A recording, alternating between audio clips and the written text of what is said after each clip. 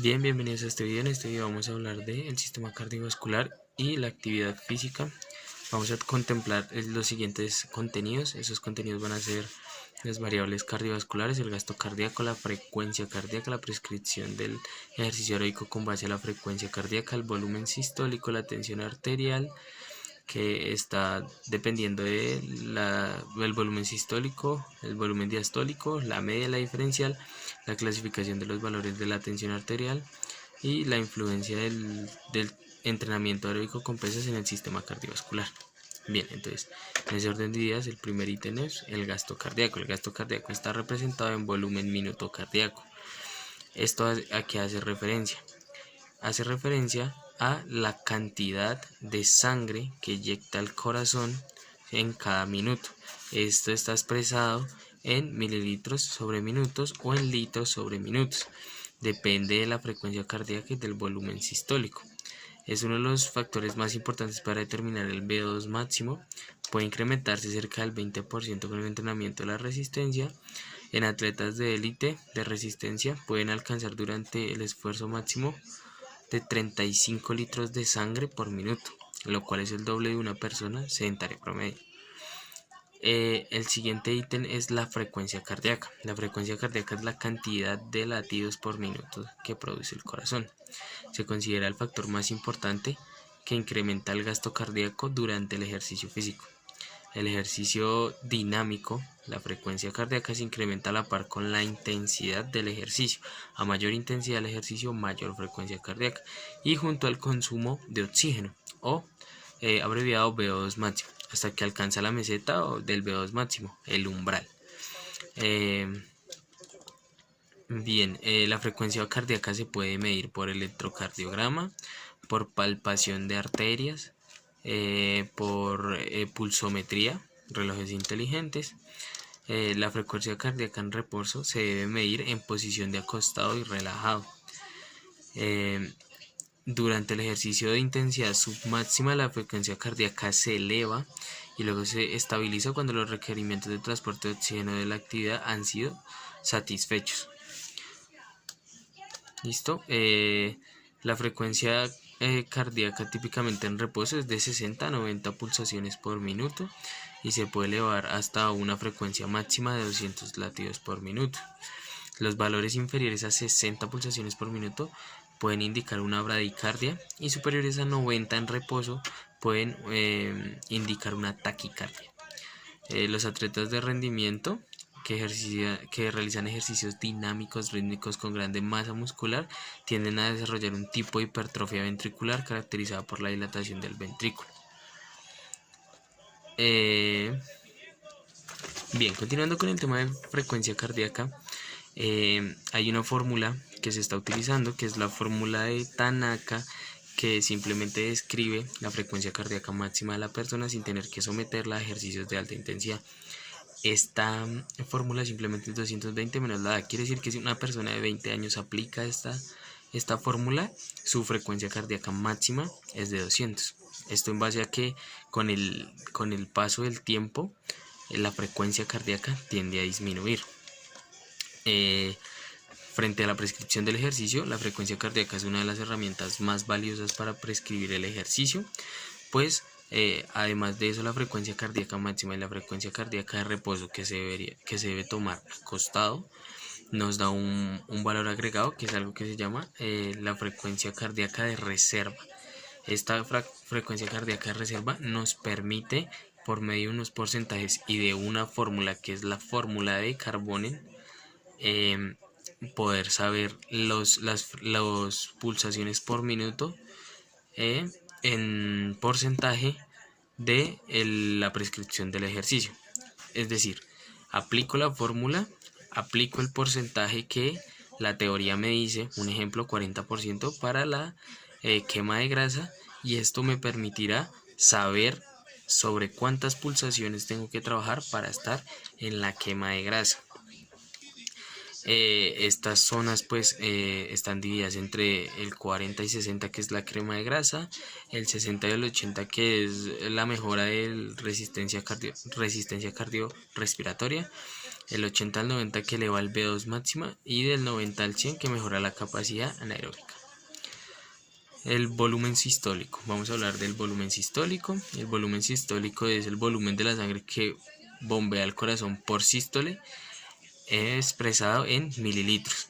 Con el entrenamiento, el volumen sistólico puede incrementarse hasta el doble. A mayor volumen de eyección de sangre cada latido, llegará más sangre y más oxígeno a los músculos. Incrementa la contractibilidad del corazón, mayor fuerza a la contracción cardíaca, incrementa la capacidad del llenado del corazón, mayor volumen sistólico. Al realizar un ejercicio incremental del volumen sistólico, tiende a incrementar hasta cerca del 25% del VO2 máximo y luego tiende a estabilizarse. Ya hablado del volumen sistólico, pasamos a lo que es la presión arterial. La presión arterial es la presión que ejerce la sangre contra las paredes de las venas o de las arterias internas. Esta presión se puede medir con tensiómetro o con esfigomanómetro. La presión arterial sistólica o máxima corresponde al valor máximo de la tensión arterial que se produce durante la sístole cardíaca, fase de contracción y eyección de la sangre. La presión arterial diastólica mínima corresponde al valor mínimo de tensión arterial que se produce cuando el corazón se encuentra en diástole, fase de relajamiento y de llenado. Este valor va a depender de la resistencia vascular periférica debido a la acción de las arteriolas y está clasificado, digamos que en una tabla, los niveles ¿sí? Que están dados, digamos la presión sistólica está dado en una unidad de medida, y al saber esta unidad de medida y la medida podemos graficar, podemos saber la persona si está en un estado óptimo, normal, normal elevado, o si hay algún nivel de hipertensión nivel 1, 2 o 3. Bien, continuando con la exposición, ahora vamos a hablar de tipos de ejercicios físicos y sus respuestas cardiovasculares. Entonces, el primero es la clasificación de dinámicos rítmicos que involucran mayor masa muscular, predominio aeróbico. Y el segundo es de fuerza localizada. Hay variables cardiovasculares que son los centrales, los periféricos, las presiones sistólicas, diastólicas y medias. Entonces, en los ejercicios dinámicos, las respuestas fisiológicas son que movilizan gran masa muscular todo el cuerpo, tienen una influencia generalizada, involucran mayormente el sistema energético aeróbico, producen la mayor respuesta del sistema cardiovascular. Los mayores incrementos que ocurren son el gasto cardíaco, la frecuencia cardíaca y la presión sanguínea sistólica. Los beneficios de estos ejercicios son que desarrollan la resistencia aeróbica, que someten al corazón a las cargas de llenado de sus ventrículos. Se produce mayormente a largo plazo dilatación ventricular, sobre todo en atletas de fondo. Las características de los programas que emplean el ejercicio rítmico de tipo continuo.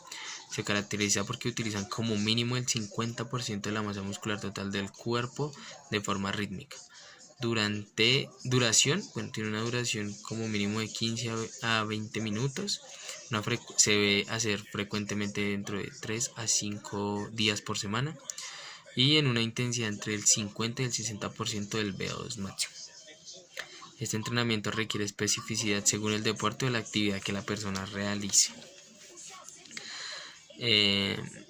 Ahora, características para tipo interválico. Se caracteriza porque utilizan turnos de ejercicios repetidos de duración breve e intercalan pausas de recuperación incompletas.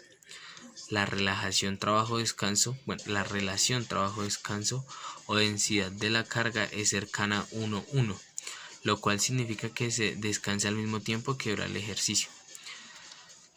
Pero pues la brevedad de los turnos de los ejercicios, la intensidad generalmente es superior a la que emplea durante la competencia de larga duración. Ahora vamos a hablar del tipo interválico. Este tipo interválico lo que hace es que optimiza en mayor medida el desarrollo del sistema cardiovascular ya que estos entrenamientos favorecen el retorno venoso de la sangre, mayor volumen sistólico, lo cual aumenta el volumen sistólico. Sin embargo, es menos efectivo que el método continuo en lograr cambios bioquímicos como la densidad mitocondrial muscular. Por lo tanto, los atletas deben combinar estos dos entrenamientos, el método de larga distancia continuo para mejorar la densidad mitocondrial y el entrenamiento interválico para mejorar la capacidad del sistema cardiovascular para bombear sangre más eficazmente. Finalmente vamos a hablar de los ejercicios de fuerza muscular, respuestas fisiológicos. Involucran menor masa muscular localizada, tienden a producir un marcado incremento en las presiones sistólicas, diastólicas y media, tienden a producir moderados incrementos en la frecuencia cardíaca y en el gasto cardíaco, por tanto influyen en mayor medida en la presión arterial sistólica y en la presión arterial media y menos sobre las variables cardiovasculares centrales como el gasto cardíaco, el volumen sistólico y la frecuencia cardíaca. Estos ejercicios someten al corazón a cargas de presión, de las cuales ocasionan mayores incrementos de masa muscular del ventrículo izquierdo, provocando hipertrofia ventricular de tipo excéntrica y poco o ningún cambio en el volumen sistólico del ventrículo izquierdo. Listo, espero haya quedado claro. Muchas gracias.